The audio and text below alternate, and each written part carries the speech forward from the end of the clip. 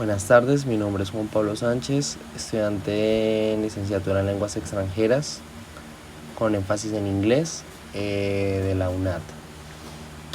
En este caso voy a hablar sobre el profesor Henry Giroux y su pedagogía crítica. Es un crítico cultural estadounidense y uno de los teóricos fundadores de la pedagogía crítica en dicho país. Es bien conocido por sus trabajos pioneros en pedagogía pública, estudios culturales, estudios juveniles, enseñanza superior, estudios acerca de los medios de comunicación y la teoría crítica.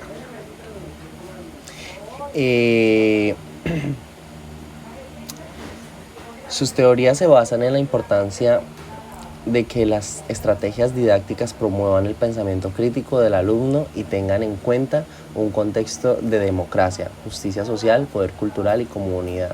La visión de Giroux sobre la educación actual y su defensa de la pedagogía como instrumento para educar a mejores personas y, en último término, para crear una sociedad mejor donde proliferen los verdaderos valores democráticos.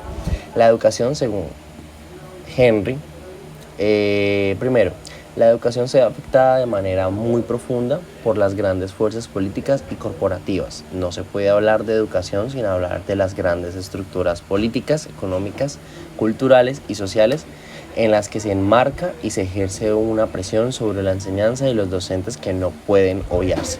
2. La sociedad actual desprecia la esencia de la educación. Vivimos en una sociedad donde predomina el interés privado, el dinero, el mercado, el consumismo y el miedo frente al interés público, la responsabilidad compartida, los valores y las instituciones democráticas.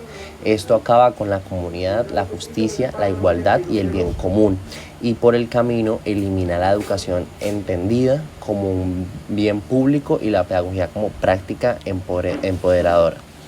Tercero, la pedagogía actual es una forma de violencia. La pedagogía tal y como está planteada en muchas escuelas actuales ataca en vez de educar y no logra que los alumnos se reconozcan en lo que hacen.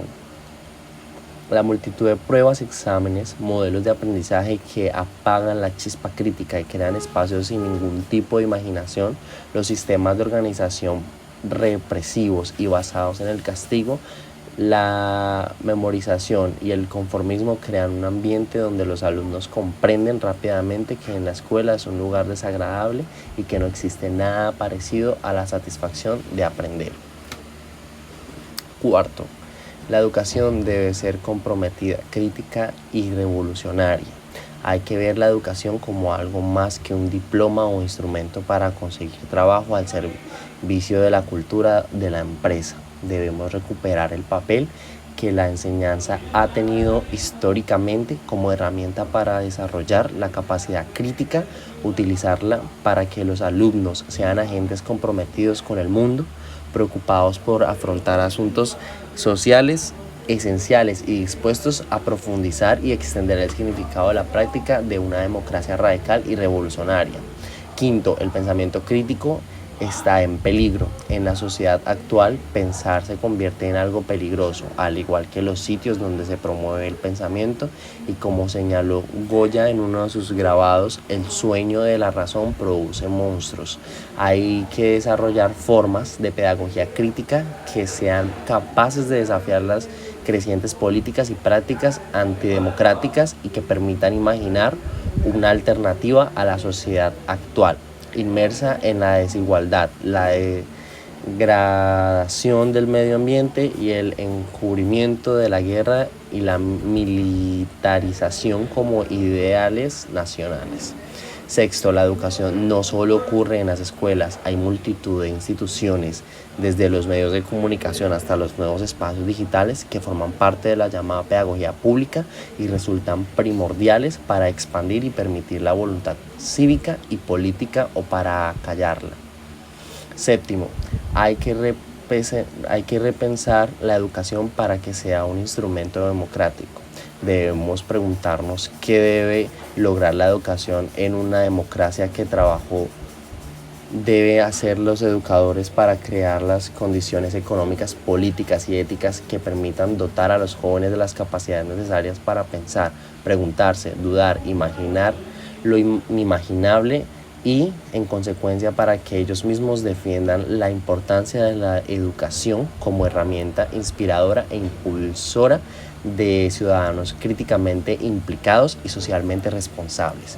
Octavo, la pedagogía crítica es mucho más que la transmisión de conocimiento. La pedagogía crítica no se limita a comunicar técnicas y metodologías, sino que se centra en comprender qué ocurre realmente en el aula y en otros espacios educativos, lanzando preguntas sobre cuál es la relación entre el aprendizaje y el cambio social, qué conocimiento tiene más valor o qué significa conocer algo.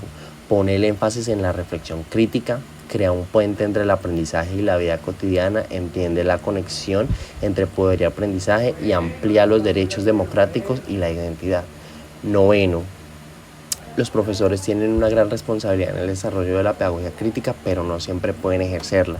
Los docentes deben aprovechar el poder de la educación para crear una cultura formativa que ponga freno a las amenazas que sufren la democracia y la justicia y promuevan esferas públicas, ideales, valores y políticas que ofrezcan modelos alternativos de identidad, pensamiento, relaciones sociales y políticas. Sin embargo, las condiciones de trabajo de los docentes, la temporalidad o la carga de trabajo administrativo no dejan tiempo ni de generar espacios de intelectualidad para poner en práctica sus habilidades de forma adecuada. Décimo, el objetivo final no es solo una nueva educación, sino una nueva sociedad.